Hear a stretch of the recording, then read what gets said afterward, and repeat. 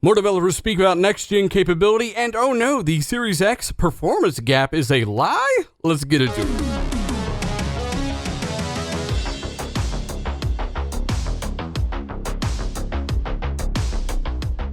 What is going on, guys? Dealer back again with yet another video. So good to be back, especially considering while I was gone, we've had several people making videos about articles they didn't read or understand. We're going to cover some of that today, as well as some other stuff. Hey, if you end up liking the video, hit the like button, maybe show a buddy or two subscribe, stuff like that. Left elbow reveal at 137,000 subscribers. Yes, I will show you what my left elbow looks like. Thank you so much for the support. Let's get into some of this stuff, huh? Hey, first up, Yakuza chief producer does talk about the extraordinarily high capabilities of Series X, and of course I'm going to explain why certain things are not happening today and why they will be happening going forward with Series X. If you don't care to learn all of that stuff, skip to about the 5-minute part of this video, where then we will go into our second topic. Now again, we are getting really close to launch, guys, so you're gonna have a lot of developers coming out talking about how powerful these new systems are. Both of them are extremely balanced, but overall you should have pretty much, hey, you should have one that's more powerful than the other. That's according to math, silicon, how that stuff works, how it's worked on PC forever, the laws of reality as we know it, right? Just for clarification, given all equal treatment, equal effort, equal resources, equal development should dictate this. And again, we got another topic that we'll delve back into this. It's a lot more interesting, but on to our first topic. Yakuza series producer does say the following regarding the Series X. He says, the hardware was easy to develop on, which, by the way, we had a lot of people saying that this thing would be hard to work for and the PS5 would be night and day, and that's why more made up stuff. He says, and this is key, it's incredible to develop on a platform that is as powerful as a high-spec gaming PC. Now remember, this is from the Yakuza developer who, they're well known for not having well-optimized engines, but apparently this is how he still feels about the system, right? Now we'll have people in the comments saying, hey, we've heard this before, X, Y, and Z, the Xbox One X, and it's like, well, you weren't listening to this channel, right? Because we had always noted that the CPU is still a bottleneck. It's still the one from the Xbox One, so the GPU cannot run and just run at higher frame rates. Like, it's kind of capped. It's on a leash, right? That's why you would have developers put a lot of pixels into their game instead of frame rates, because, wait, that performance has got to go somewhere, and it couldn't go into frames because there is a bottleneck on the CPU side. Think of it as the CPU had to hand the frames out to the GPU, but if there was a ton of geometry and AI and all kinds of stuff going on, the CPU couldn't do that effectively at,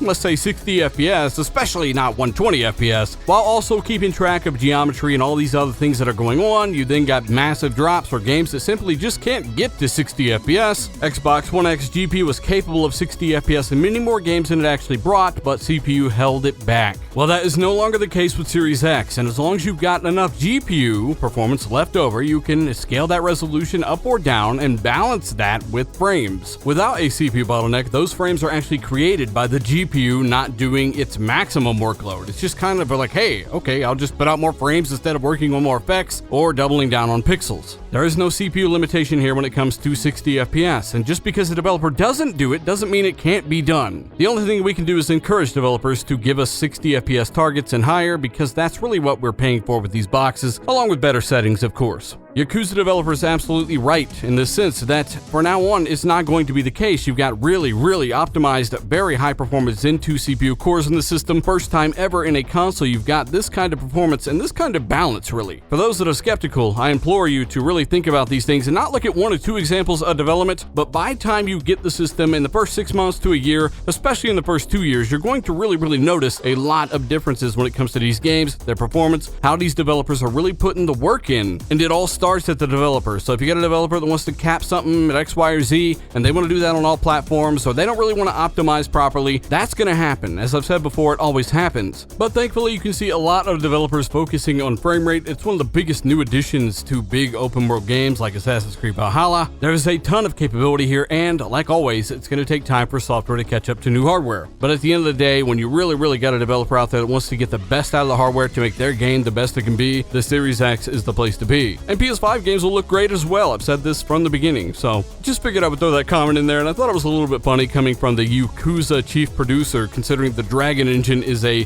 horribly optimized piece of software. I mean, look at the history of any Yakuza game on PC. Has never performed properly, especially compared to its better looking counterparts. And really, you can just put other games next to it and really use common sense to think about, you know, hey, why does this game look a lot better? It's running at double the frame rate at a higher resolution. It doesn't really make too much sense as to why this game game isn't doing, similar things with a lot less graphical fidelity on screen. But hey, if you didn't understand why One X was CPU limited and the GPU was not able to stretch its legs, maybe you do now. Let me know down below. On to our second topic. This is going to be a great one because a lot of people didn't even bother to read this article, I guess, and really, it didn't even matter the context of what these developers were talking about. None of it really mattered because they were able to at least try to spin something out of this that really not only contradicted a lot of what they were saying, but also didn't even really exist in the article to begin with. It wasn't even referenced. There was no direct comment towards these things, but people did try to make it about the GPU gap between PS5 and the Series X. When really, little did we know it would ultimately end up being about a reading comprehension gap between people on YouTube. Speaking of which, Gaming Bolt, PS5 and Xbox Series X GPU gap doesn't really have a development impact. Dirt 5 developer. Now, from this article, people are saying the following. PS5 GPU, Xbox Series X GPU, yeah, they're the same. Alright, well, as I'm reading this, please tell me where you might get that impression. Remember, it is an article about PS5 and Series X's impact on game development, specifically the GPU differences between the two. So while the developer admit that there is a gap there, and they say the following in this article regarding that, and while Gaming Bolt asks the question about the gap between the GPUs and how development is actually impacted, also basically saying, hey, there is a gap there without the developer countering them or basically questioning that. Yeah, somehow people came away with a weird conclusion. Now, Dirt 5's lead designer does say the following. Keep in mind, this is not the technical director. We've heard multiple times of several developers that maybe they're not as familiar with some of the technical stuff regarding the two platforms, but they do understand that, hey, everything's capable, everything looks great. Just gotta throw it out there. We've seen that multiple times. They're also trying to sell you a product on both sides as well, so be fully aware. Regarding the GPU gap of Xbox Series X and PS5, he says from a development and gameplay perspective, it doesn't really have an impact. When it comes to tuning, tweaking, and optimization at the end of a game, it might actually mean slightly less work for one platform. And by that he means, hey, however easy this hardware might be to work with, how much performance is there naturally, how few bottlenecks are there naturally, the APIs, the tools for developers, that platform may get up and running a bit quicker, which again, optimization is going to happen. Either way, they need to get the most out of every single platform. That would be ideal anyway. So did you spot any specific part of that quote? And yes, that's the entire quote. Many of you are probably like, where's the rest of it? That's it, right? And again, did any part of that really tell you that there was no performance gap whatsoever between Series X and PS5, right? A question specifically asked, and by the way, the article titled PS5 and Xbox Series X GPU gap doesn't really have a development impact, simultaneously acknowledging that there is a GPU gap while also telling you that, hey, both consoles, both systems are going to be easy to develop for, as we just covered earlier in this video, and it's easy to go ahead and run the game on both platforms, that they didn't actually directly reference that there is no gap or performance difference between the two systems whatsoever. I'm pretty adamant about this, but only because I have stated several things that I believe to be fact, and I was told those things either by very, very reliable sources, or I know those things because I feel like I'm decent at what I do. Again, I'm getting a PS5 day one. Look, I'm getting a PS5 day one. I'm getting the Series X day one. If I can get a PS5, that is. I lost my pre-order. Thanks, Walmart. It's not that I need to be more powerful than PS5. I already know it is, right? According to everything that I've talked about before. But I'm adamant because people like to spin a lot of this stuff, and I had this happen to a lot of my quotes, a lot of the things I said about the performance differences. People just take one part of it, or they just completely lie about everything I've said, and it happens. And I'm just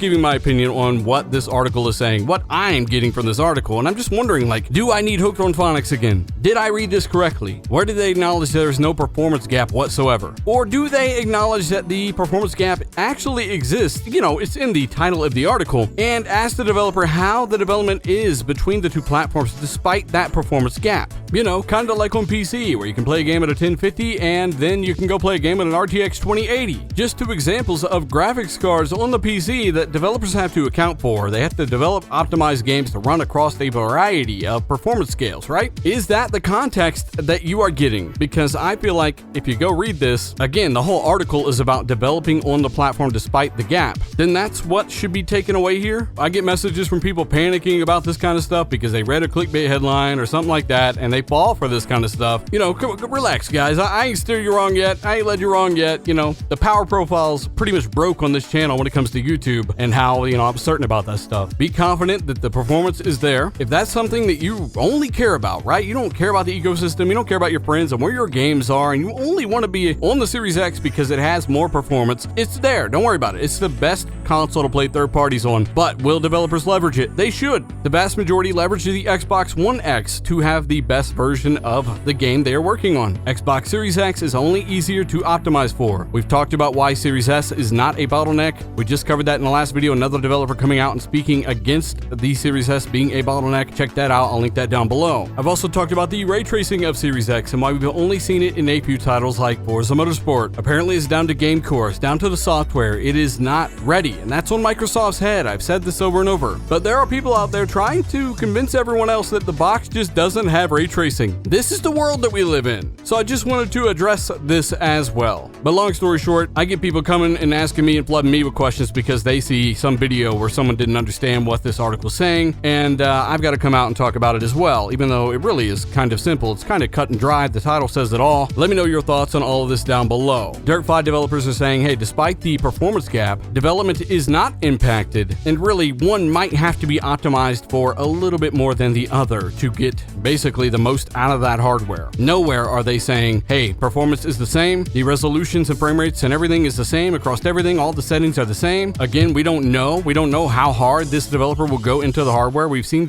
examples where Xbox One X, even though proven to be quite a bit more capable, that's often why they had double the resolution, double the pixel count over the PS4 Pro, because there's just more juice there in the hardware. So everyone messaging me, it's cool. Don't worry about it. It's not a big deal. I think people just, they really were hoping so badly that this could be something they could finally come back with, and it's just not. Dirt 5, in fact, is not the end-all be-all. No particular game that I can think of right now is the end-all be-all when it comes to what the performance is going to be like in the long term, in the next year and a half, in the next 2 years when it comes to the Series X and PS5. When DirectX 12 Ultimate on the system gets up, game core is mature, the ray tracing's all implemented, only then, when all of that stuff is happening, does that performance delta I've been talking about really come into play, because it does include ray tracing. So again, let me know your thoughts down below, and if you hit this point in the video, hey, you're probably the minority, and I appreciate it, guys. Thanks for letting me rant, talk about this stuff. Hit the like button if you haven't, show a buddy or two, and of course, subscribe if you are not already. I link all these sources down below and encourage you guys to check them out yourself, and unfortunately for some, this simply didn't say what they thought it said. Let me know what you thought it said down below. And of course,